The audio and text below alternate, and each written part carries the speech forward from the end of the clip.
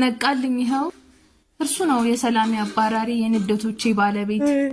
እሱ ነው የጩኸቶቼ እረኛ የእብደቶቼ መቤት ምሬት አይኑ ውስጥ እንባለ ያለቅስብኛል ጣት ውስጥ ፍራለ ይዋጭረኛል የኔ ልብ ፈሪ ነው እሱ ደሞ አይለኛ ሲጫወትብኝም እንቅልፍም አልተኛ እንቅልፌን ሳልተኛ የነቃ እንደሆነ ምግብም ሳልበላ የነቃ እንደሆነ አጠባለሁ እኔ ሆናለሁ ጾመኛ የነቃ እንደሆነ መልሶ ማይተኛ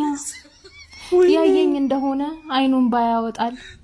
እርሱ ያለቀሰ የልቤን ፒያኖ ሲያስቅሰው ያድራል ብቻ ዝም ብሎ